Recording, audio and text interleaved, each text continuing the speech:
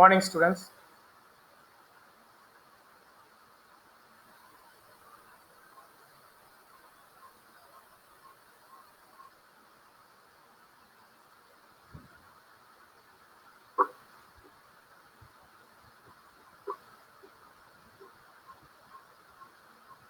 So let us commence the session.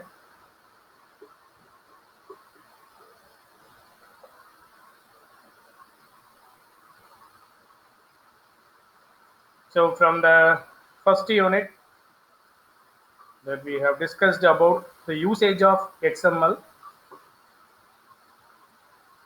in the development of web services. Second unit, we have learned service-oriented architecture and its framework. What could be its principles? What could be its benefits? So in the third unit, we are learning the technical infrastructure of a web service. What would be the software base? What would be the fundamentals that we are needed if we want to construct a web service? So in the beginning of our unit 3, we have discussed what is a web service. To construct web service, what are all the components that are needed from our SOAP, UDDI, WSDL. What are all the types of web service, SOAP and RESTful? What could be the major difference between them? In what are all the places we have to use? SOAP is a standard, but RESTful is not a standard. Even in security aspect also we have discussed.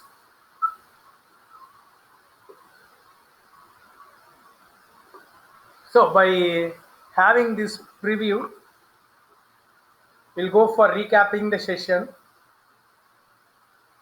by some MCQs.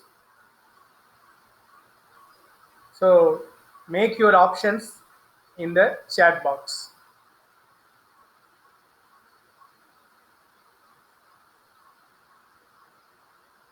RESTful web services.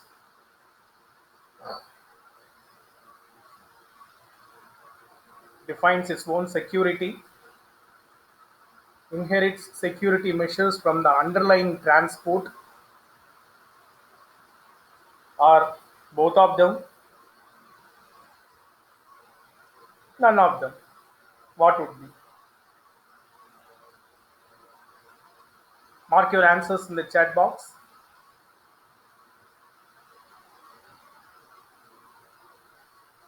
So RESTful web services, it's like postcard. Already have mentioned you, right? SOAP is like our envelope. So what would be the best option for this?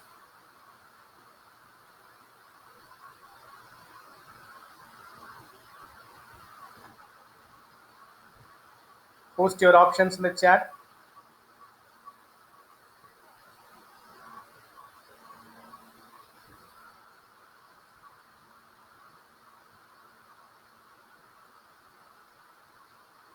What would be the best option?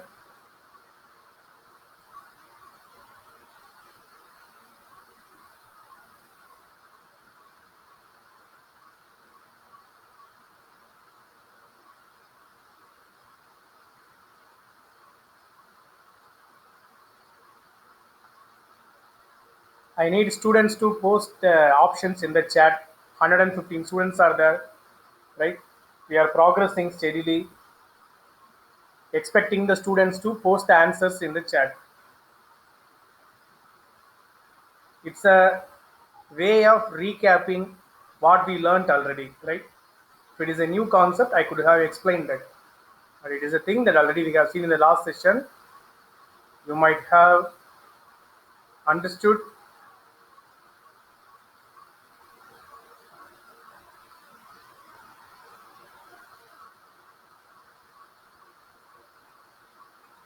What would be the best option for this?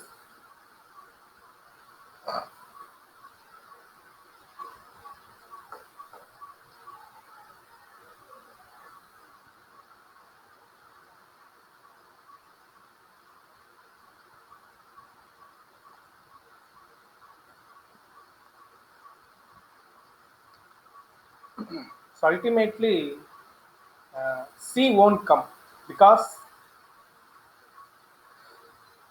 already I have mentioned it is like a postcard. We don't have any feature of security, but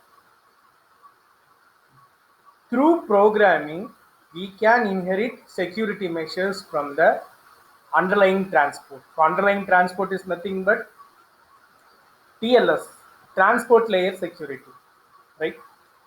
Or if you want to say in a framework basis, SSL, secure socket layer. From our network layer, we could able to provide this. For this, RESTful web services available in the application layer. Okay, so that's the reason why option B could be the best thing. Second question: what is are the advantages of RESTful web services? Language and platform independent, REST can use SOAP, permits different data format, all of the above. Which one be the best option? I think we have discussed very detail on these things on those days. I have shown you a tabular representation between SOAP and RESTful services. So what could be the best option? Let me see.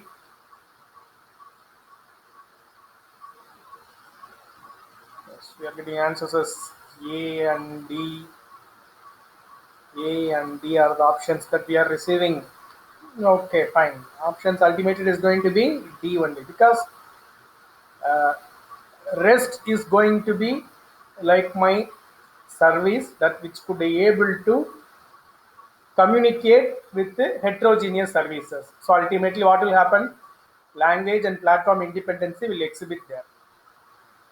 Second thing, REST can use SOAP perfectly because over the REST only, SOAP has its envelope. Okay, if I'm going to make a wrapper over REST, that is going to be my SOAP. That's it. That's what REST can use. SOAP permits different data format. Option A and C are linked. Okay, when they are going to communicate with the heterogeneous web services, ultimately the term platform independency will let you to talk about this different data formats, right? So ultimately, all the options will rely on this. Yes, this is something that you need to learn, right? The reason here is marshalling, right? I have introduced this term in the beginning during XML. I have introduced the term, right? The reason to show you here is this could be the content that you must know when you are going to work with your web service practically. Okay, like how we are using the term typecasting. The same way, the term marshalling need to be used. Okay, how I am going to map my heterogeneous web services, especially okay heterogeneous web services. How does this communication is being established by SOAP or RESTful web services? How it can be determined, right? For all those things, this simple process will take care of that. The process will be automated by the corresponding software available as a open source. Especially this marshaller will be used for my Java web services. Okay, if it is my native, right? So if it is my native Java web service, I could able to use this. So that's what JAX B2 marshaller. So ultimately, what is the functionality that it could able to perform? Classes to be bound and context path, right? This context path can be managed through my Xcode and especially Xcode and Xpath. They will take care of this context path while they are going to come for language independency. classes to be found. Okay, classes to be bound. So that can be identified through my SOAP messages itself. Right, I will show you today how is the SOAP message, SOAP request message, what is the format, SOAP response message, what is the format. I'll show you. So those classes will be available in my SOAP messages itself. Okay, so all those things could be available when we are going to perform this marshalling, right? So that's the case that I need to talk about marshalling. These are all some of the practical content that you need to know. People who are familiar with the ant tool, right? And so this ant tool, I think you might have learned in your. I think you are going to learn might be for Wipro in milestone 2 and 3. Do you have these things? Ant tool. So this ant tool could be a part to test your corresponding Java could be embossed with your JUnit framework. Pertaining to this JAX RS, right? JAX RS API. RS represents RESTful services. JAX RS API. What is the annotation it consists of? Right? Annotation. Annotations are mentioned using the symbol at. So try to remember that. At is the thing that annotations are being mentioned. Okay, I think in unit testing that we will use the at test, right? At parameter. So this will help me for testing the set of values for my corresponding logic that what I have written. So likewise here, what is the annotation word or annotation keyword that we will be using when we are going to include uh, JAX RESTful web services? JAX is nothing but Java API for XML specific to RESTful web services. That's what. So the API could be identified using the corresponding web service by the annotation producers, right? So I want to introduce these things towards you, right? Producers. So please remember that producers, because you are going to see in the today's session could be something like hands-on, right? If you have NetBeans, you could able to activate it in your laptop. So that will help you for you, right? So annotation is nothing but at producers.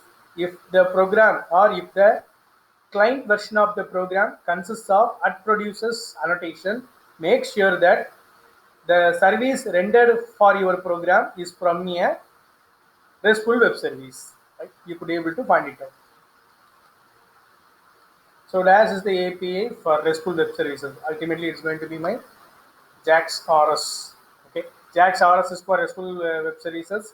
JAX WS is for SOAP-based web services. Right?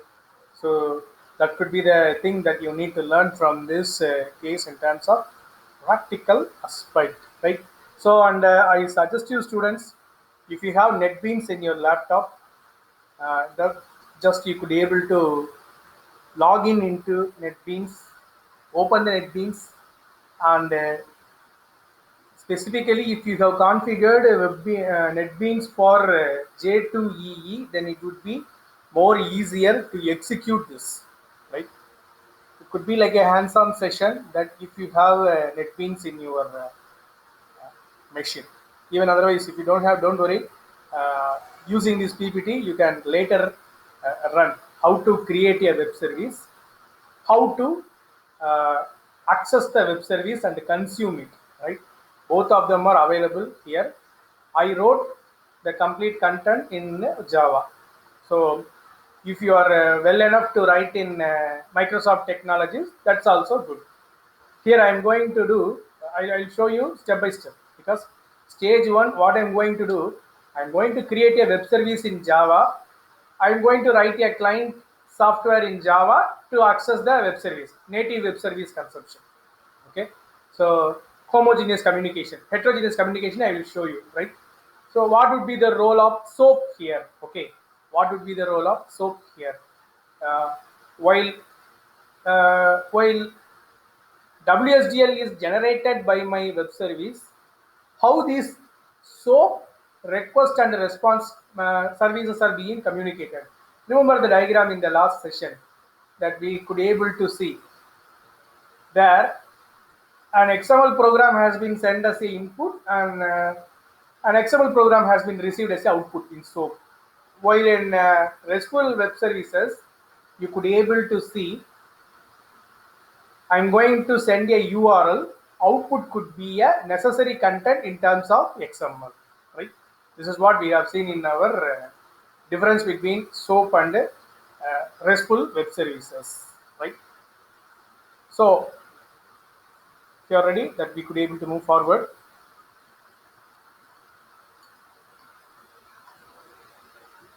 Fine. 140 students are there. Uh, First, I have to create a new project in NetBeans, right? So if you have opened the NetBeans, when you click File, you will get new project. So name that project, and you have to uh, activate the Glassfish server. Already it will be available in your NetBeans. Okay. Next, you have to create the web service. See, this is the summary of the complete section, but I'll show you step by step. Each and individual point in the slide will come as step by step. No need to worry. Okay, so I have to get this Glassfish server. So Glassfish server will is the default server available in your NetBeans, right? So it could be a manageable server. That's the reason why most of the open source softwares have it on this platform, right? So more versions have come, more number of versions have been released on Glassfish. So I have to create my web service. So using the wizards, you could be able to create. So purely in the design view, I could be able to write my web service code, right? Even you have the provision to do it through UI. Even you have the provision for writing source code also. So you could be able to write the source code, what the logic that you need to do.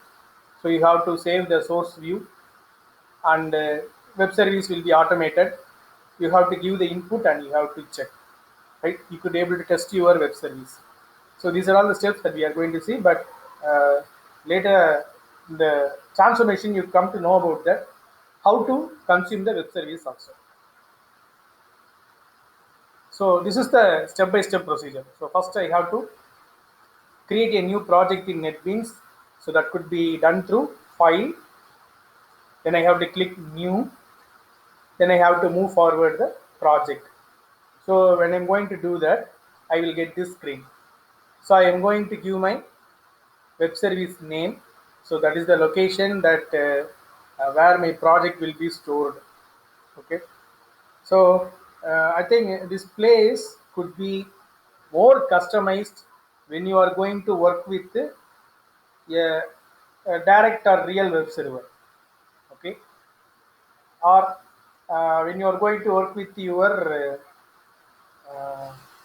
specific storage area, like that, for example, you have accessed a storage layer in your AWS. So in that case, the location must be something different. It will not be like SQL and documents or something like that. It will be like some IP address. For that, the corresponding domain name. After the domain name, you will have dot dot slash, right? Dot dot slash represents that it is available in the server, right? So that's the only modification that you have to do when we are going to work with the project location, right? So that's the thing.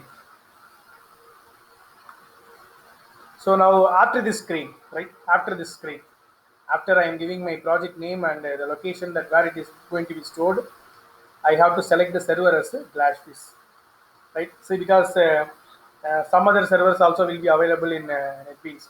Even I can configure my Tomcat also, right? But Tomcat will have the feature of web server only, right? It don't have the nature of application server. But Glassfish server could exhibit both the features, application server as well as the web server, right? See, during 99 2000, during the period on the transition of web technology, IBM and the BEA, these two people are very famous in producing application servers, right? They are BEA is very famous in coming up with a WebLogic. Okay, that is a very famous application servers that they have generated. Likewise, IBM is very famous in coming up with the different modifications in WebSphere, right? So these two people are complete competitors in the market during the time. So even nowadays, so application servers will that they will be hosted with the corresponding environment where I could able to access my application alone. Not nothing but my business logic, everything could be available over on the that could be geographically it could be intraceable. Like this, I could able to fetch it up.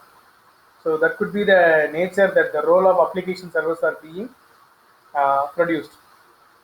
Okay, so while on those cases, more number of servers will be available. The suggestible things is you could able to go for Glassfish server. So the version that I could able to choose nowadays, you have advanced servers, advanced versions of J2W will come. So you could be able to choose the recent version, right? And the context path, right? Context path is the one where I will access my corresponding service. Since it is local, I have given slash the corresponding service name. Okay, the corresponding service name Java-v service, like this has been given. So slash, if it is going to be a server based location, means dot slash, that could be my context path. So to develop the web service, what I have to do? So I have to right click the project, click on new service. Normally in the right side of the window, you will have the tile bar. So from there I could able to create a web service, or as usual by going to the menu again, and instead of selecting the file new project, I have to file new the corresponding web service. I could able to do that. Okay. Then after that, I could able to click the add operation, which is available in the design view. I'll show it through the screen, right? So this is the thing that what I need to show. Okay. So either you could be able to go and work with file, new, and again a web service, or else so you could be able to right click on that and you could be able to move for the corresponding web service. Otherwise, I think they have given you add operation. Okay. So by that you could be able to create your web service to add operation, right? What it triggers actually when I'm going to click add operation, it will inform the WSDL. See, a web service is going to be developed. The web service will have its own parameters, have its own return type. So for that, you make up your corresponding request and response messages, right? In that way, you have to construct. Now I am going to supply you the corresponding function name. The function name is going to be my service identification name. So likewise, the communications will happen when I'm going to click my add operation. Okay. So that is the stage. So when I'm going to click add operation, I'm going to give my service name. Service name is fact1. So return type I have given as a string, right? The default return type, but I could be able to change that because the parameter that I am going to pass is an integer. So that's also a variable I have declared as x, right? So the return type, normally the return type would be my integer only, right? Because I'm going to find out the factorial of the given number. So in that case, the result will be a integer only, but the return type has been mentioned as a string that it could be changed in the later stage. Okay, so this is the way to use through wizard. This is the way to use through wizard. So here I am giving my process. So remember that. Remember the service decomposition. I am mapping my process with the service, right? So the process has been mentioned here. So I am going to give that. So this is what I have shown you in the previous screen. So I am going to give the service name, and I am going to give the return type, the parameter, because for finding out the factorial, I am going to pass only one value. Return type is also going to be an integer. So the web service code will be generated, and I could be able to name it as factorial, and the method name could be fact1. Right. So this is the screen that it got developed. Right. This is the thing. If you're able to see here, parameters output false. Right. So in this place you could be able to see. So here you could have fact1 is the service name, and you could able to see that you have your parameter name. So this is the value being passed towards the function, right? So here is the output. So even you could able to execute this and see like a normal program, or you could able to see the output through wizard also. So that is the flexibility have been given over here, right? So that's the idea.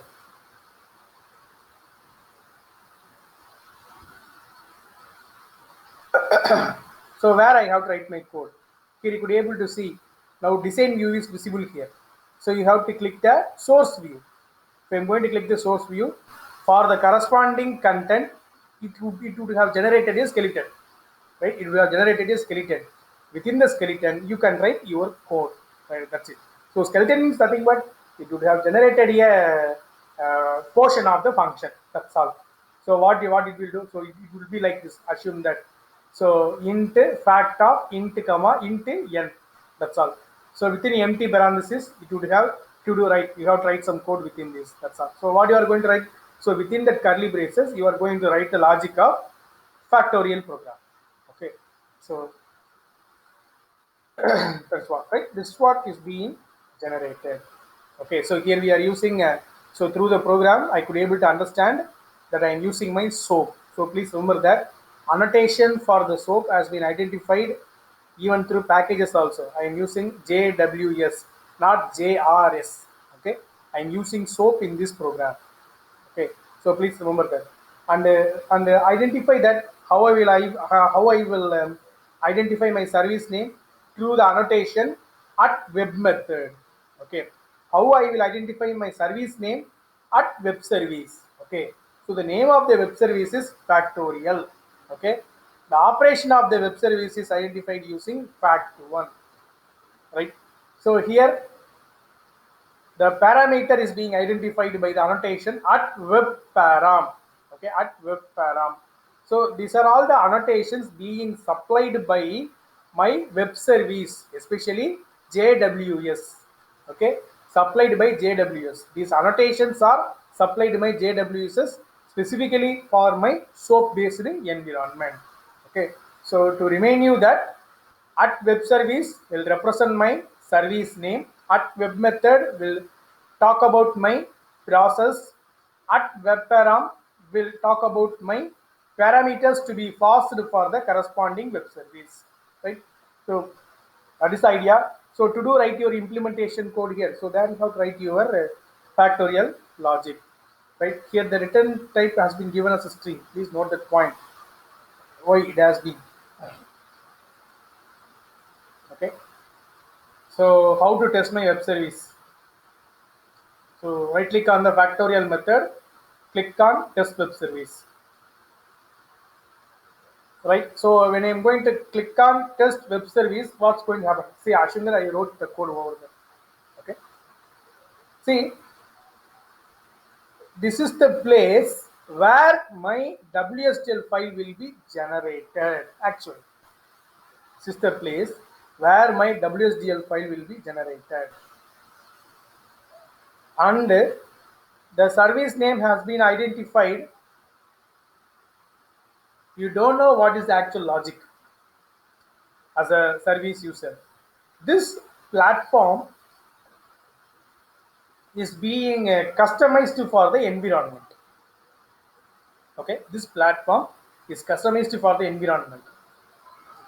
This is the default format, right? I am using your presentation tier or using your front end design. You could able to make it up in a better way. Okay, but this could be the default page being produced by your Glassfish server, right? Corresponding Glassfish server. So what I will do? So I am going to supply my value 5.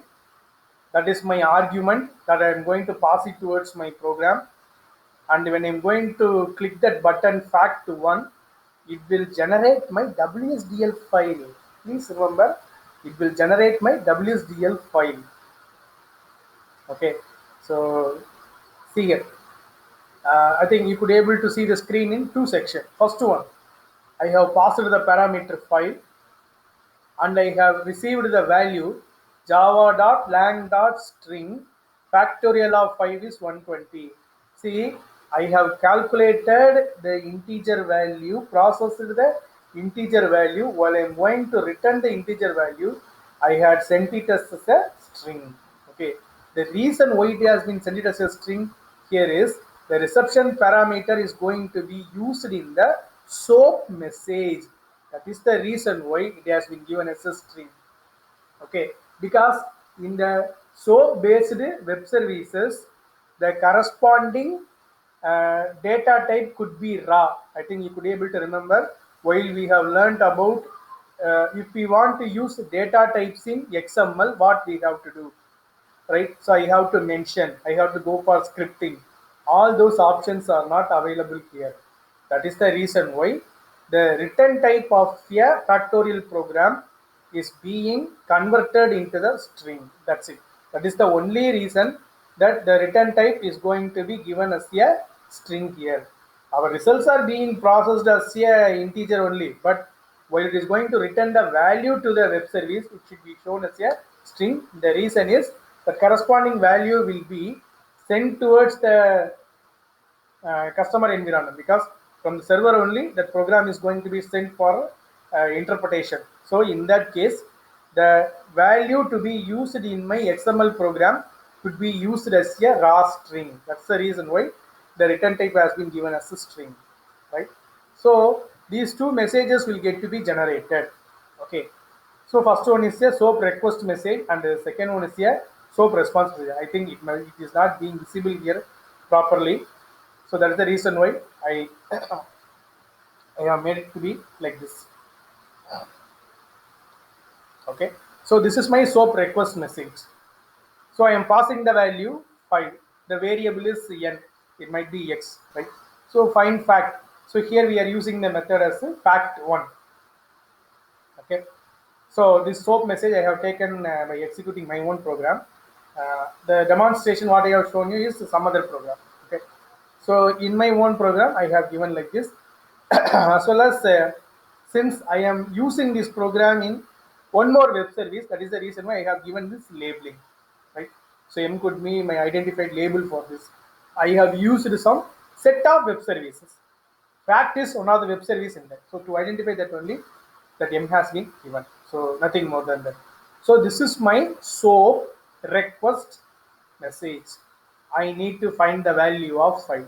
Likewise, it has been sent to my web service. Okay, it would be sent to my corresponding server. This is my response, right?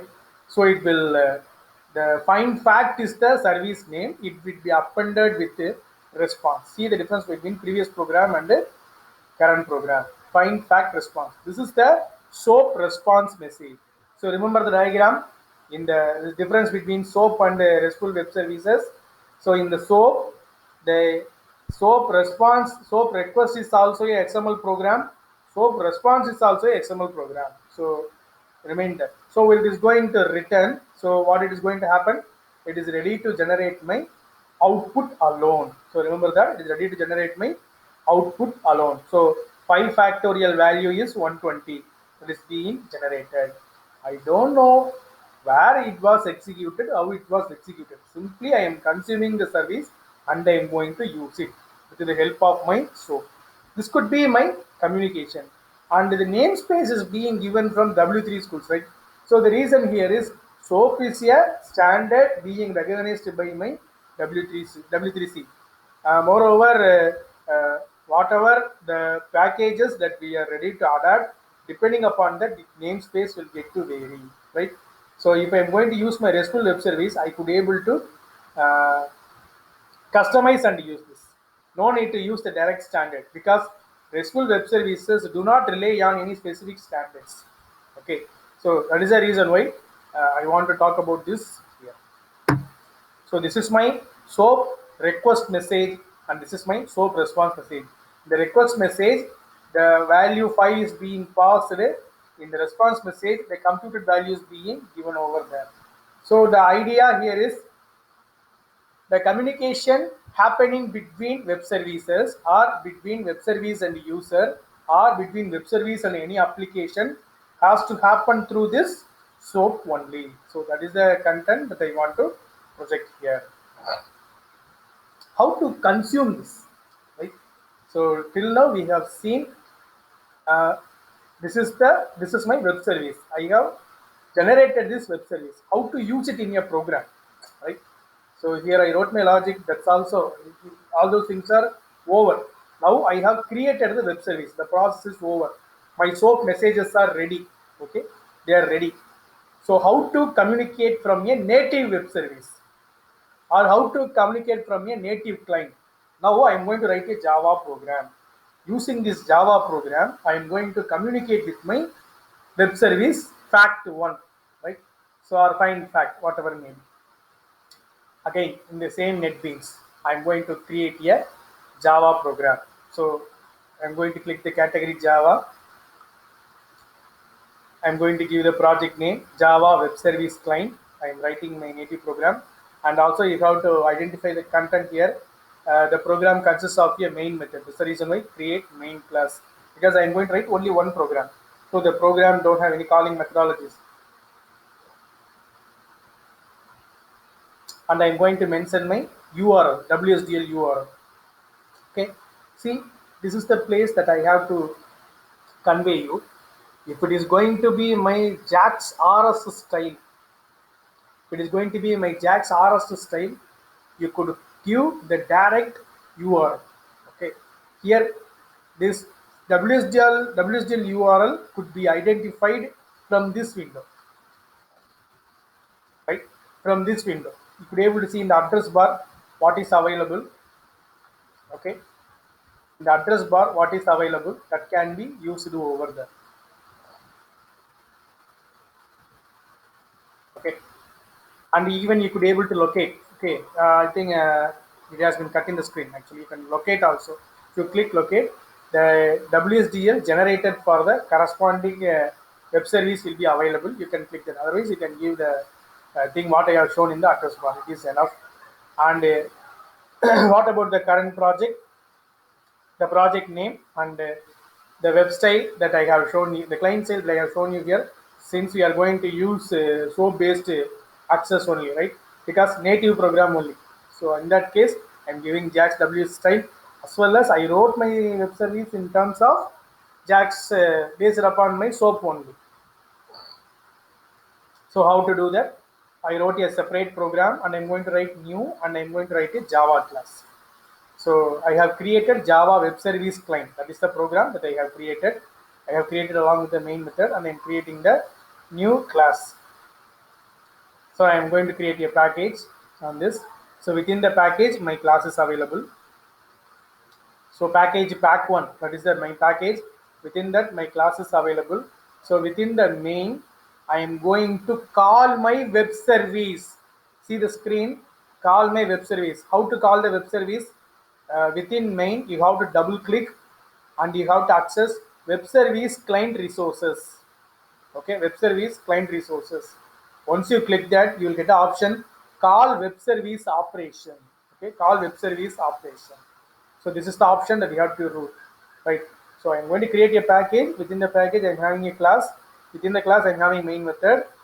So by clicking within the main method, I have to check the option web service client resources. It has a sub option call web service operation. Once I'm going to click that, I will get this screen. Okay, because already it has been earmarked in our directory. Okay, so by that I could able to access fact1. Remember, fact1 is the name of the method. Okay, fact1 that has been selected from the web services folder. This is the program, right? This is the program. So I am accessing the factorial service. I am accessing the factorial port. All those things are predefined, right, for the corresponding content. See, whatever that you are going to create, the service and port are important. Okay, so please remember that will be available in terms of your the service name what you have given over there. Okay, so factorial service by default. That is the reason why while you are going to give the service name and method name, you have to differentiate. So it is very easy for us to understand, because fact1 is my method name. So please remember, fact1 is my method name. So what I am going to do, fact1 of x. This is the method we wrote in our web service. Okay. The return type is a string. See, here we are using a string variable. So the result will be stored here. So ultimately, I could be able to consume the web service. Within the try block, I have given this because sometimes if server is busy, it could not be able to give you the accessibility. That is the reason why it has been given within try block. Right? It may raise some exception if the service is not applicable. So within the try block, what I am writing, first I have to identify my service, in which port the service is running. I have mentioned that the input parameter, I am passing it from my, even you can write a scanner statement to get input also. But for your understanding purpose, I have given directly the value 5 has been given over there. That 5 will be passed as an argument. Port dot fact1. So in which port the corresponding service is running, that will be identified. Web service is consumed and result is processed, and result is get back to this result variable. So finally, I am going to print that result variable, right? So here you could be able to see that, right? It's a program that what we wrote. See in the bottom of the screen. So I have tested for the different values, right? So that could be the case that I could be able to map it. Okay, so I think that could be the complete session. How to use, how to consume our web service, how to create my web service, and how to consume it, right? So if you have any queries, that you could be able to post it, and I'll advise you utilize it and practice it. It is a stage, because in the next class I'll educate you how to create a SOAPful web service, right? RESTful web services, SOAP based web services and RESTful web services during creation, how it is going to work, as well as what would be the role of application server and web server on this. So that is also a major criteria that we need to think about that. You could able to see the difference when we are going to access web service based on SOAP as well as based on RESTful. There you will come to know about the next topic on web service security, right? That will lead you to the topic on unit 4. So that's the thing. If you have any doubts, you can post it here.